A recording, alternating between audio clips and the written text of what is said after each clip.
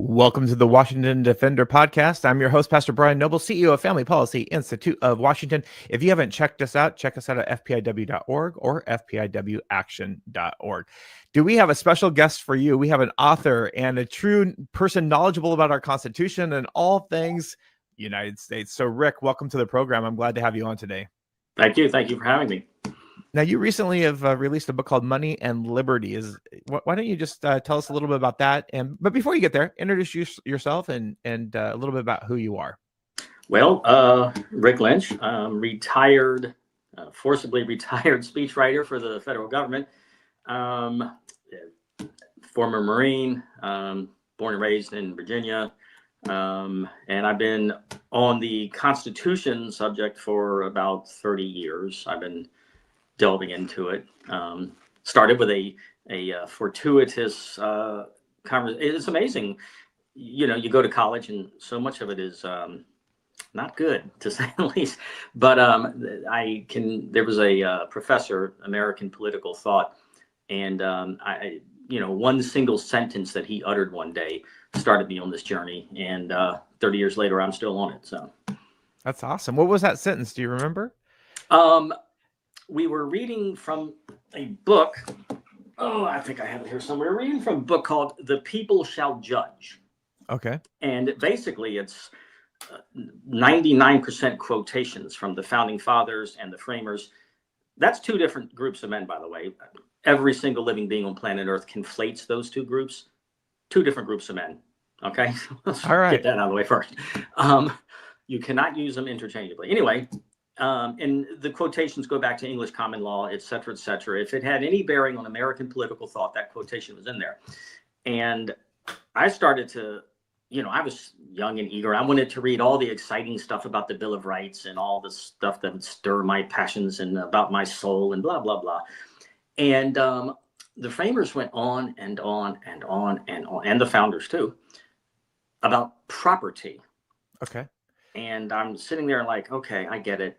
I saw Gone with the Wind, and I know that your property, your land, I saw Scarlett's father's speech. It links you to your ancestors, and it reaches into your soul, and it defines blah, blah, blah, blah, blah, blah.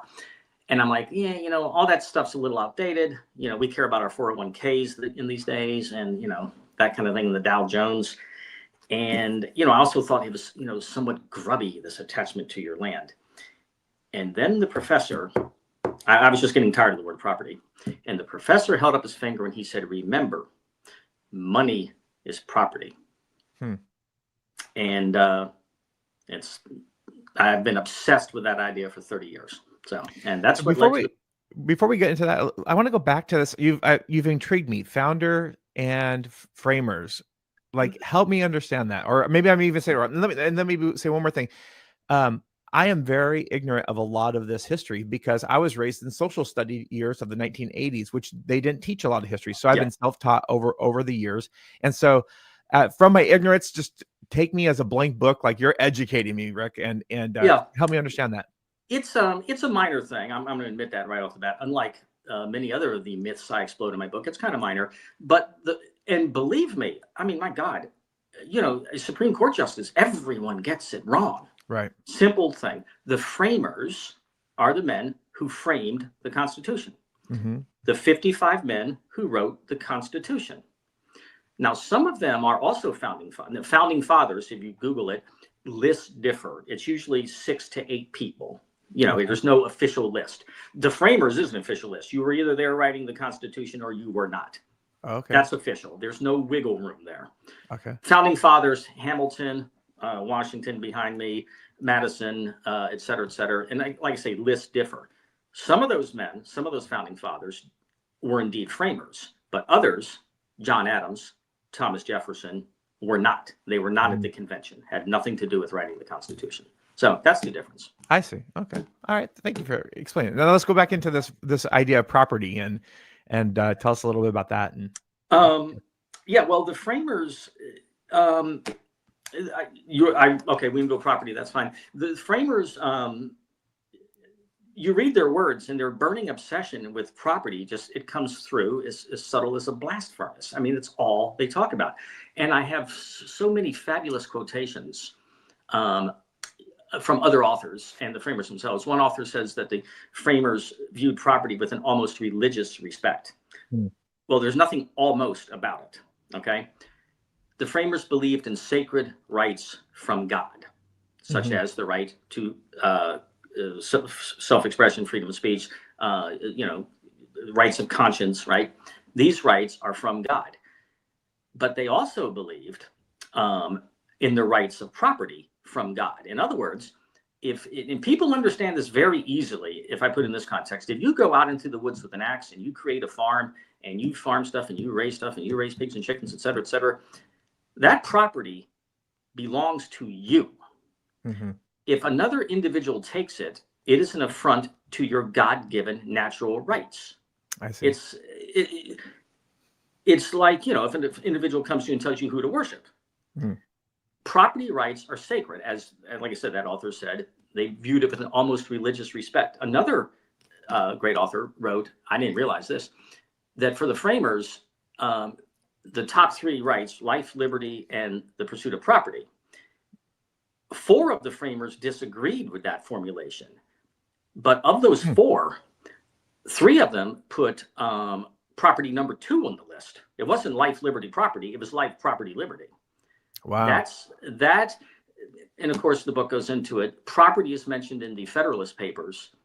There's one single right, talking about property, tax, money, revenue. It's mentioned more than 17 times as often as the big 3 rights of the Bill of Rights. Free speech, free press, peace, whatever. The third one was peacefully assemble. So there was a burning obsession with property. And another fascinating thing about that, James Madison goes on a lengthy, John Adams has a wonderful quote. The moment the idea is introduced into society that property is not as sacred as the laws of God, anarchy and tyranny commence.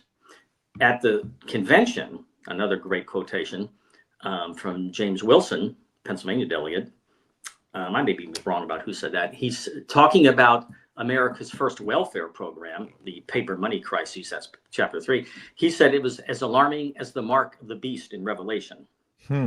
As another author wrote, as I've been pointing out, the framers almost always speak of property in starkly religious tones.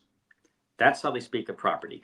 What do you think motivated that? Like what was driving that? I know Samuel Adams, which is, he had a lot of background from a faith-based perspective, but what was driving that for these other founders? And was it faith? Was it the Bible? What was driving that? I think the philosophy comes from John Locke mostly. He Scottish philosopher, 1600s. He was the most influential person on the framers, but no, it is faith-based. In this day and age, I think all Americans accept the right, if you believe in God, that you have the right to a free conscience, and you have the right to speak your mind, and you have the right to worship. All Americans accept that. It's, I am telling you, I have found it amazing. If you accept the American credo that I have a right, a sacred right, to engage my life the way I want to engage my life, as long as I'm not harming others. Right. How is it, now you think back to the 1700s, how is it that that right doesn't include keeping what your labor, your body, your mind, and your heart and soul have created?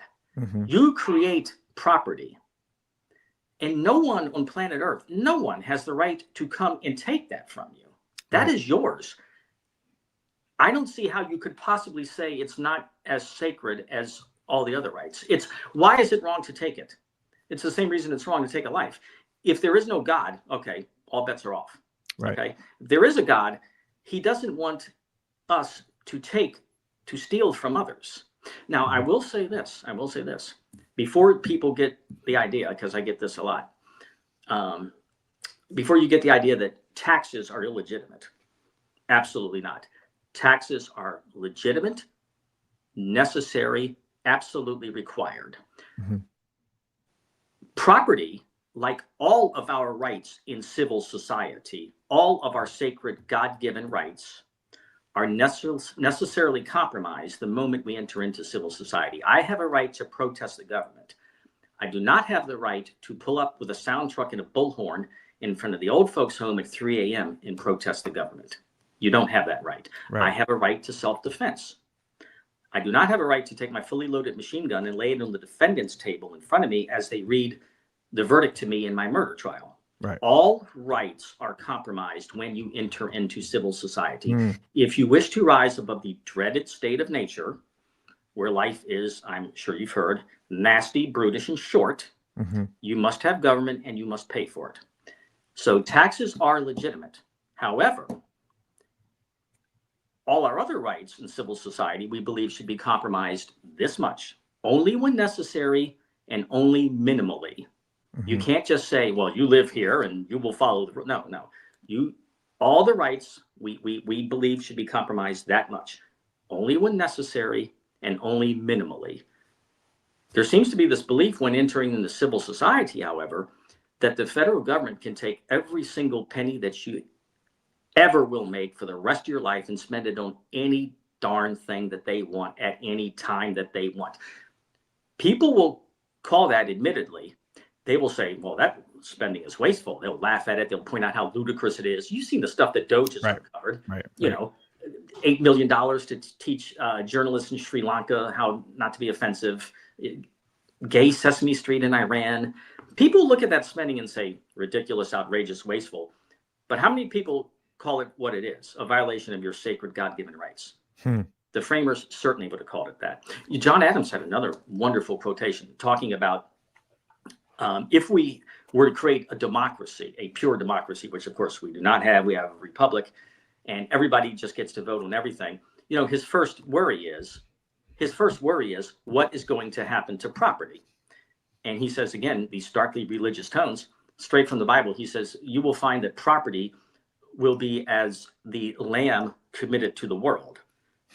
Now, in the Bible, the lamb is Jesus. Right. And in John Adams' quotation, the lamb is money. Right. That's just how seriously they took it. And I'm sorry, maybe I've gone on, but when you say, where did it come from? If you go back to the 1700s, it's not like today. I mean, your property keeps you alive. Right. And you spend, can you imagine what it's like to be a farmer in the 1700s? The endless back-breaking toil, the labor that never, ever, ever stops. And at the end of the day, you don't get a Mercedes-Benz. I mean, you get enough food to stay alive. Right. So I think back in that day, it's much, much easier to see that property is not just, you know, your money's not just something.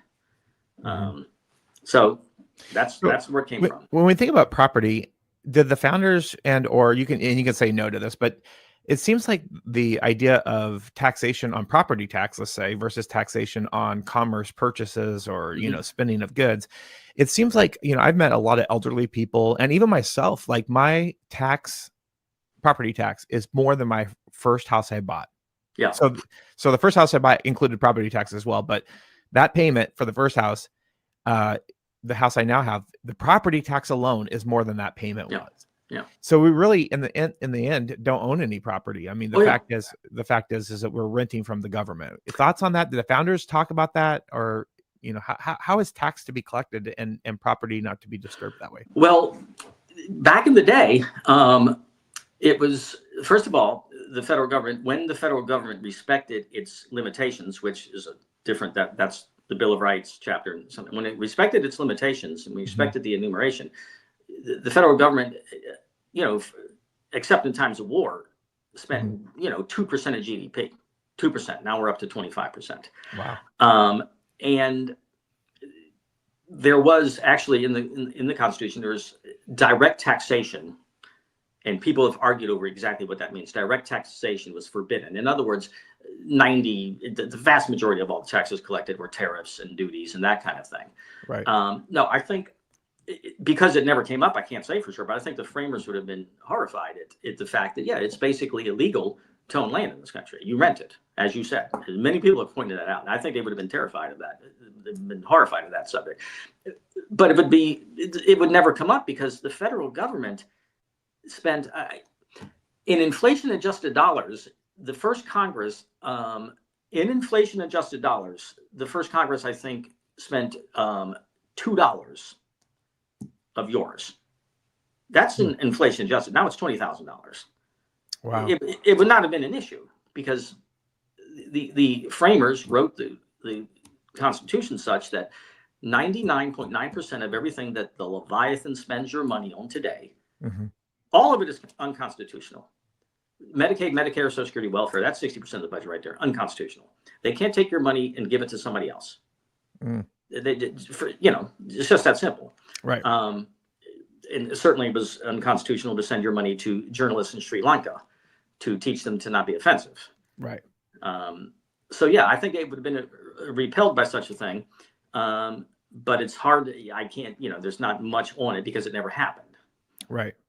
It's interesting because I think this. I've been a pastor for 30 years, and I always describe the role of government as two basic functions. Very simple: safety of its citizenship and to punish evil. From a biblical worldview, that's just the two core basic. Everything else falls out to the family and or the church, right? So like taking care of the widows, taking care of the orphans, all that falls into the church realm and or the family realm, depending on the context. The 100% true. The under the original Constitution, we haven't touched on that yet.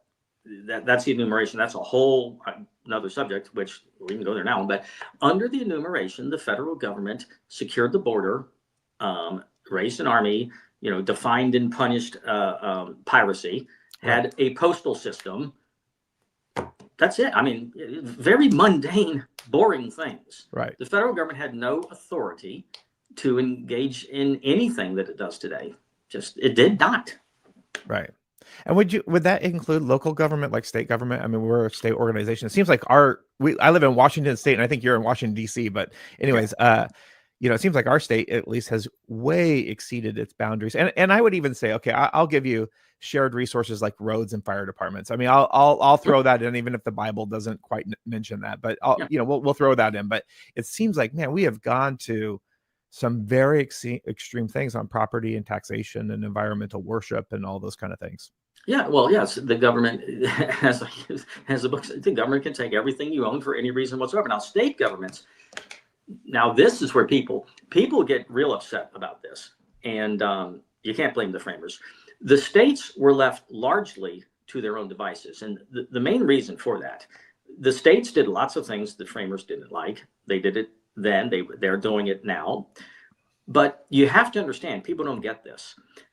People think that, the British were gone, now we have to create a new government. The Constitution came the convention met 6 years after the final defeat at Yorktown. So it had nothing to do with that. But actually, I digress. At the time of the convention, we had 13 separate states, and they were all basically separate nations. They paid $0 to the central government under the Articles of Confederation, except on a voluntary basis. They were separate nations. Now, here come the framers going to create a more solid, cohesive union, not just a loose confederation, okay? Right. A united. I'm sorry? A united union. Yeah, exactly. Yeah. Right. So the people in the states are very, very, very nervous about this, and rightfully so. They've got their own nations. They're happy with their own little separate nations for the most part. So you're going to create a federal government that has, what powers? So the framers were very, very, very clear on this. And, the Federalist Papers make it crystal clear. Look, this federal government is going to secure the border, declare war, have an army and a navy, settle disputes between the states, et cetera, et cetera. But your internal politics are left to you. That's your beef. That's your business. Again, I guarantee you there are lots of things the states did the framers weren't crazy about, but they really had no power to change it. If they had come in and said, we're going to start messing with your internal powers, your internal police powers, the states would have said, no, you're not. We're not ratifying this government. It's not going to happen. So the states were left free to do a lot. Wow. Back to property, though, because this is a very, very, very, very important point. I think maybe the biggest point in the entire book. And boy, you want to talk about getting into the biblical side. The states were free. Most people don't realize this, separation of church and state. that was a federal concept. The states were absolutely, completely, totally, 100% free to have state-supported churches. The last state-supported church did not disappear in America until the 1830s. Wow. There is a quotation in the book explaining that the states had absolute internal police powers. The state was authorized to suppress free speech and suppress the newspapers and to pass sumptuary laws, which are laws telling you what you can eat, drink, or wear for the purposes of moral or religious instruction. Wow. That's how much internal police powers were left to the states, unaffected by the Bill of Rights and the Constitution. This is big, though. The thing that the states were no longer allowed to do. Think about this for a minute. This is how the framers viewed property. They could tell you what to eat, wear, and drink, but under the U.S. Constitution, Article 1, Section 10, limiting the state powers, the states are no longer allowed to print paper money.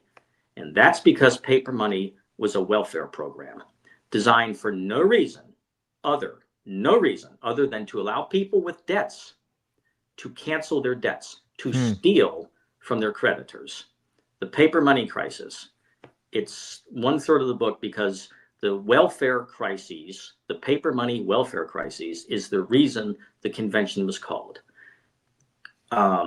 People with debts in a variety of states, Rhode Island especially, were printing paper money in order to steal from their creditors. And if you want to go down that road, the laws that they passed and the things that they did were breathtaking. And the framers said, this is a nightmare. This is horrible. This is blatant theft at the point of a government gun. But that's how they viewed property. State-supported church, no problem. Paper money, not a chance. So what is the concept, or what is the main point that you believe that most of us get wrong? It sounds like some of us are elevating some of the Bill of Rights versus the understanding that the, I may use the wrong term, framers wanted a focus on property. I mean, is that what I'm hearing you say, or what? Correct me on that. No, that's fine. So the Bill of Rights, here's chapter 1 of the book, the single greatest thing. And do you have the book? Can you hold it up for people? Oh, of course. Yeah. If you insist. Yeah. There you go. So it's Money and Liberty, and check it out. It's by Rick Lynch, and check it out. I believe it's everywhere, right? Is that accurate? Yes. Yeah. Okay. So you can go. Money and Liberty: How the Framers' Obsession with Protecting Your Money Shaped the Constitution. Okay. And again, the Constitution was written only because of the organized theft going on in the states. But here's the first thing that people get wrong about the U.S. Constitution. And for some people, this is going to come as an incredible shock. And I quote Robert Bork gets it wrong. Everybody gets it wrong. The Bill of Rights. At the Constitutional Convention, they're writing the Constitution. Someone proposed a Bill of Rights. 55 men. The men who wrote the Constitution said that the Bill of Rights was, among other things, unnecessary, preposterous, and dangerous. The state delegations at the convention, therefore, rejected the idea unanimously. Everyone thought it was a bad idea. The Bill of Rights has absolutely nothing to do with the framers, nothing to do with the founding fathers, period. They thought it was a bad idea. Why did they think it was a bad idea? This is very, very significant. The framers wrote the U.S. Constitution, and it already had a Bill of Rights in it. Okay, let's go over this. The framers said it was unnecessary and dangerous. Let's take unnecessary first. There was already a Bill of Rights in the U.S. Constitution, a much, much better Bill of Rights. Now, you might think that tearing down the most cherished artifact in the entire history of the world would take, a great deal of words, a great deal of thought. It'd be complicated, be Aristotelian in its depth. Nothing could be farther from the truth. Nothing could be more breathtakingly simple than the reasoning the framers rejected the Bill of Rights. They had a Bill of Rights in the Constitution. It was called the enumeration, Article 1, Section 8. These are the powers of the federal government. Notice the difference. Well, here, it's a better idea. Instead of listing the rights of the people, because, instead of listing the rights of the people as the Bill of Rights, enumerate all the rights of men, exclamation point. I am sure, sir, that no gentleman in the late convention would have attempted such a thing. That's James Wilson.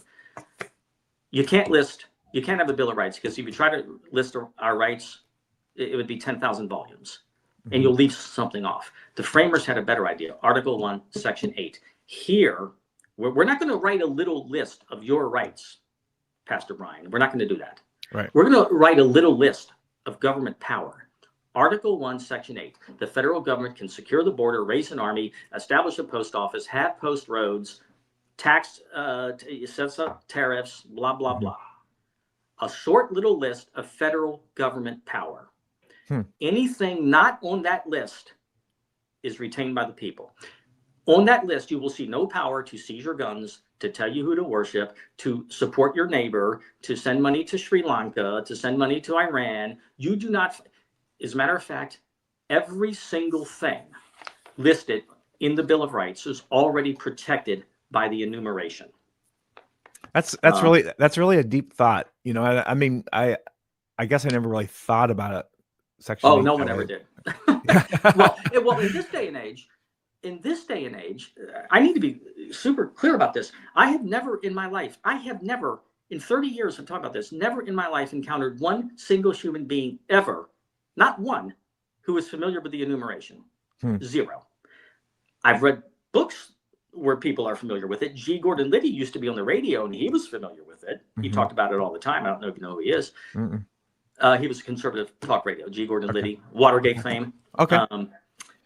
But no, I have never in my life met a human being who was aware of the enumeration. It is infinitely a billion times better than the Bill of Rights. The enumeration gives the federal government 10 powers. All other rights and powers and authorities in the world still belong to you. The Bill of Rights gives you 10 powers, and everything else belongs to the government.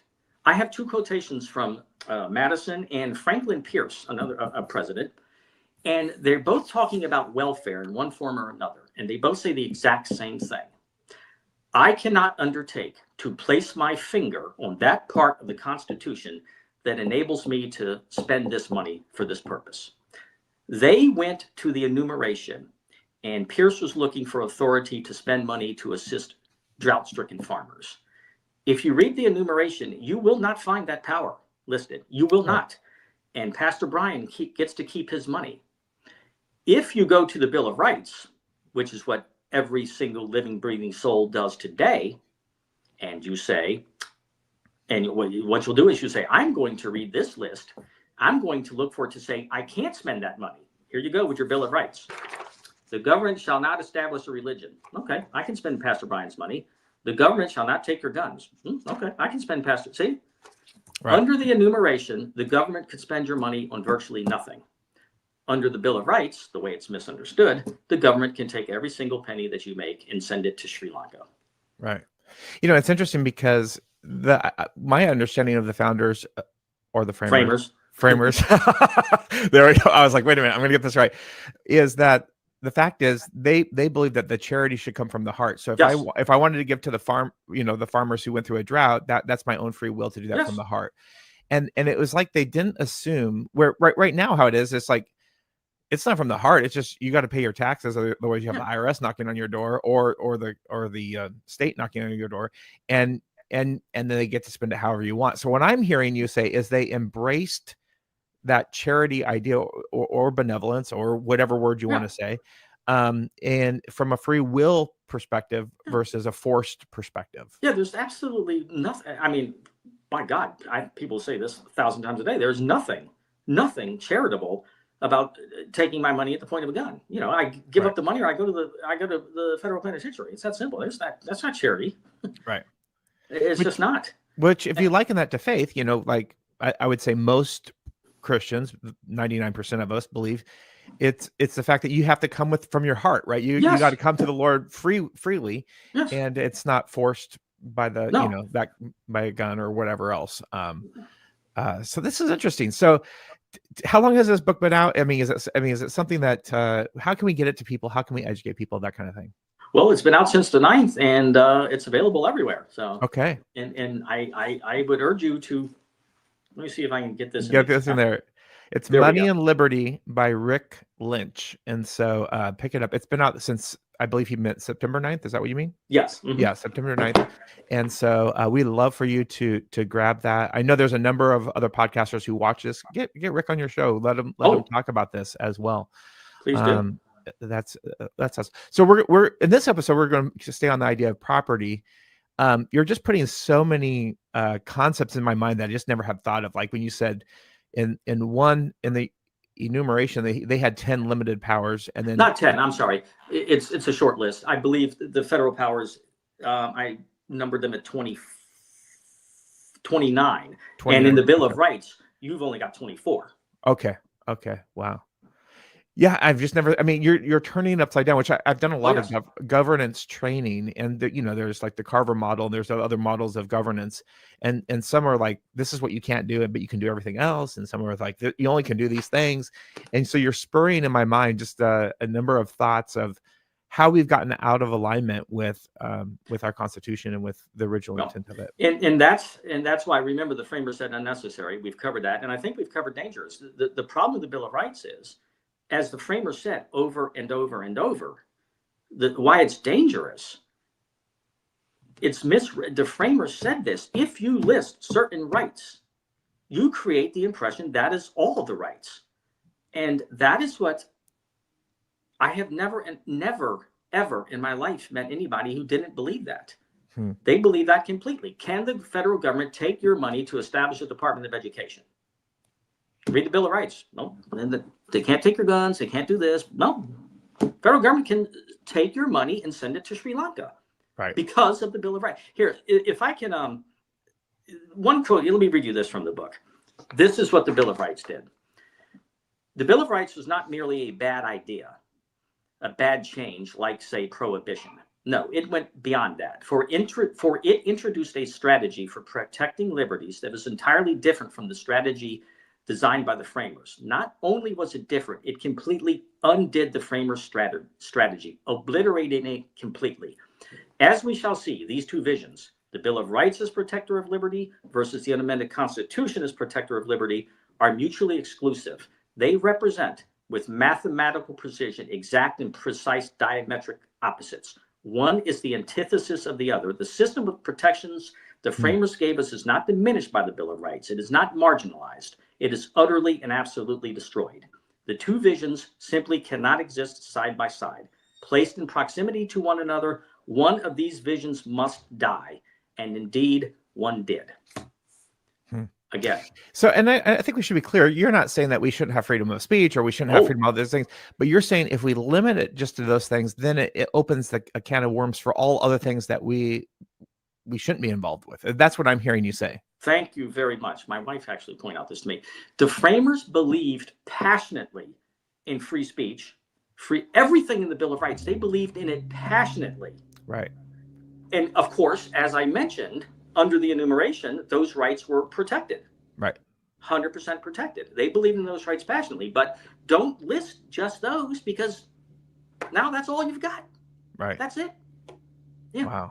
Wow. That's the only rights you have. Yeah.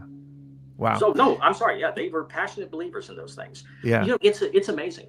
Another great thing. James Madison goes on and on and on, defining property rights. Think about it. He defines property rights as the right because you have a property in and of yourself. That's why property is sacred. Your body, mind, and soul create the property that you have. Right. If I'm reading spreadsheets 40 hours a week and I get paid, my body, mind, and soul. If I'm a homesteader with an axe, okay.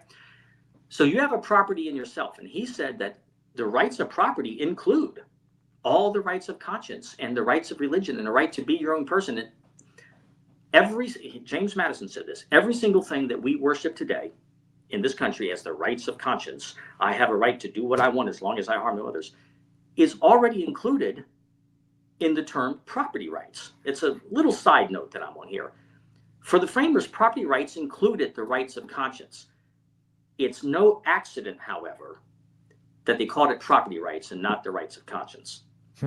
Somebody in this modern age has done a very, very good job of believing in property rights and ramming it down our throats, but leaving the property part out. because, well, politicians don't like that property part. So politicians love the Bill of Rights. They don't care, for the most part. They don't care if you, worship a tree stump or, whatever kinky weird thing they don't care. Just keep the checks coming. Right. That's what they care about. Keep writing those checks and, do what you want. So what would you say would be obviously get your book, educate yourself, become informed about this, and then do what? What can we as an individual citizen or a Christian or Christ follower, what can we do to embrace this concept?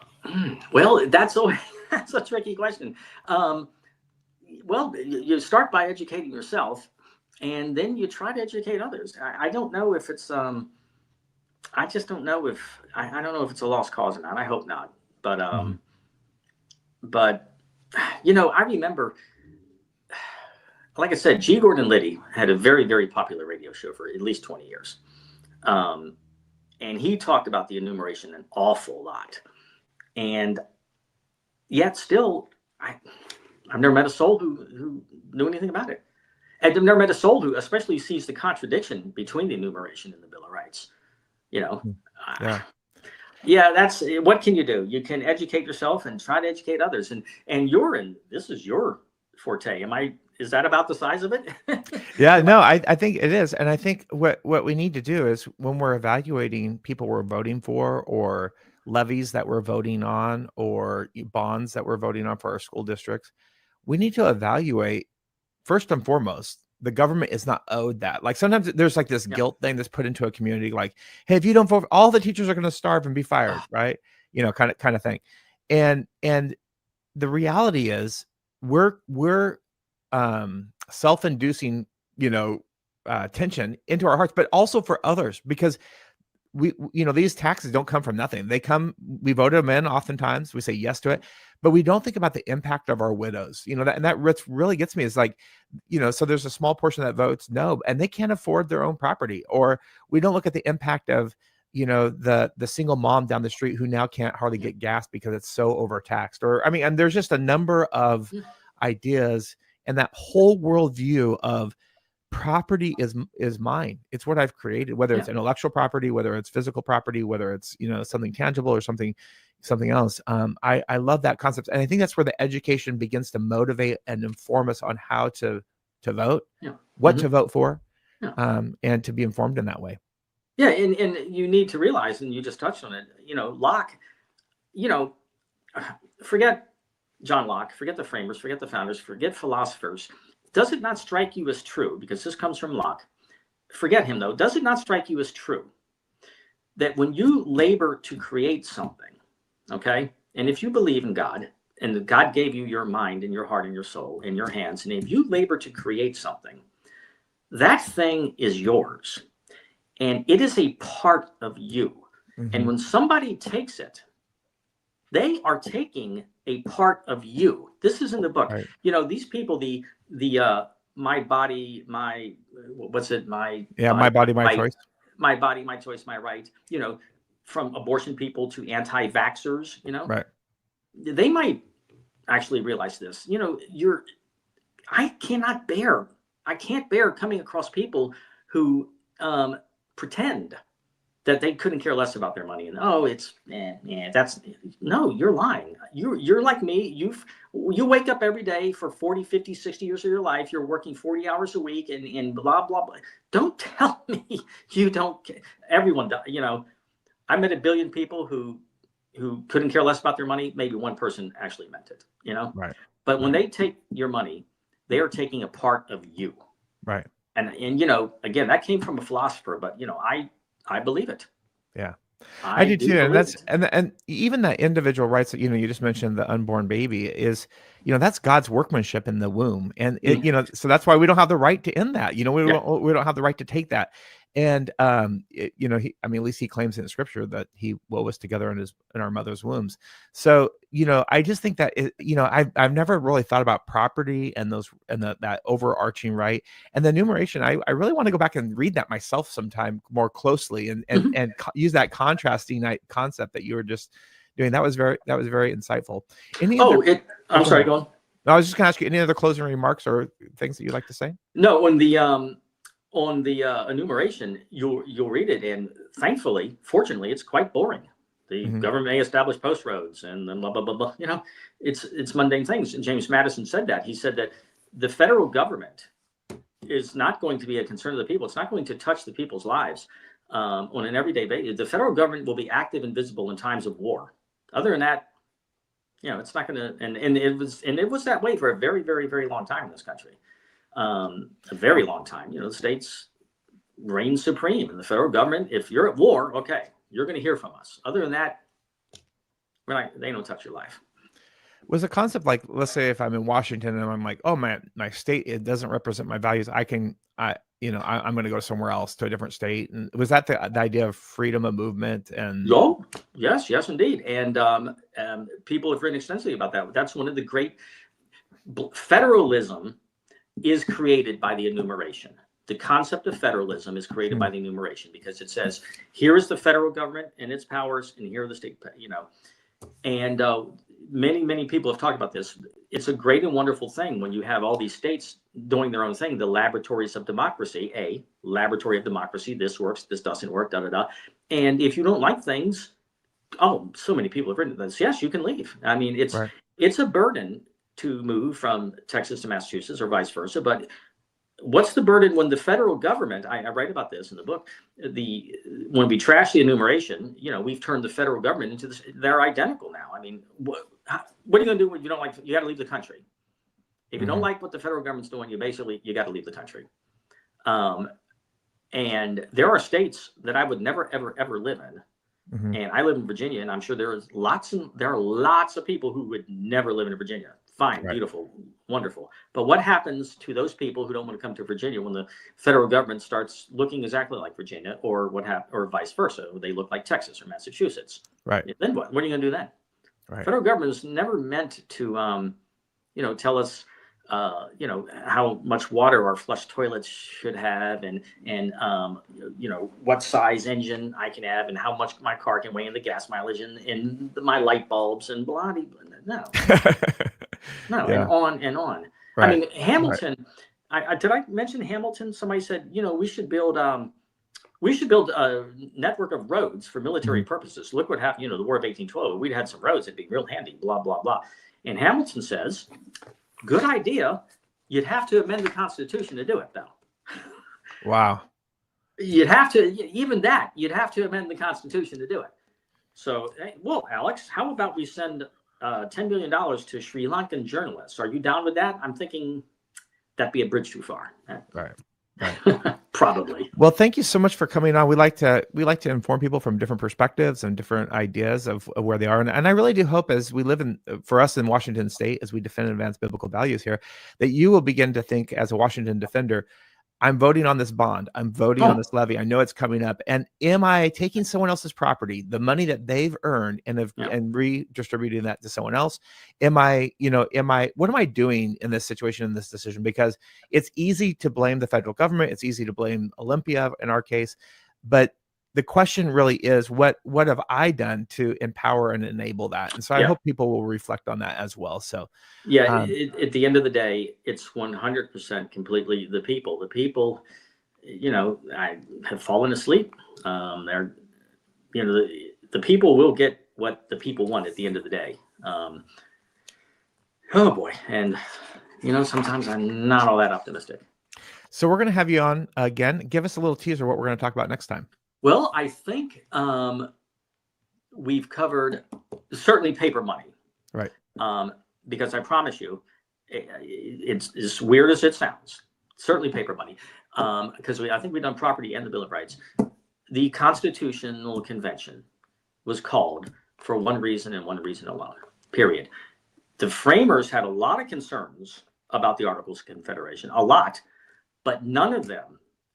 There was no crucial spark. Without the paper money crisis, there would be no Constitutional Convention. The framers don't give too much, because we want people to come back. So if you want more information about that, we want you to tune in next time and check out Rick's book. Purchase his book. Hold it up one more time for them so that they can see it.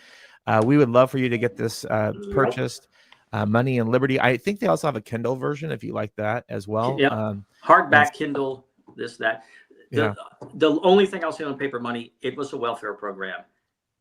And the framers are absolutely horrified by it. And that's why the Constitution was written. All right. So check out, we'll be putting up Rick here in a couple of weeks and get the information out. So as we like to say around here, go out there and defend and advance biblical values in the public square. God bless you. You love our beautiful state, but does fighting for issues that most affect families ever feel like you're climbing alone? It can feel like an uphill climb in a hostile environment that champions causes detrimental to Washington families. Again and again, the summit feels out of reach, but you don't have to climb alone.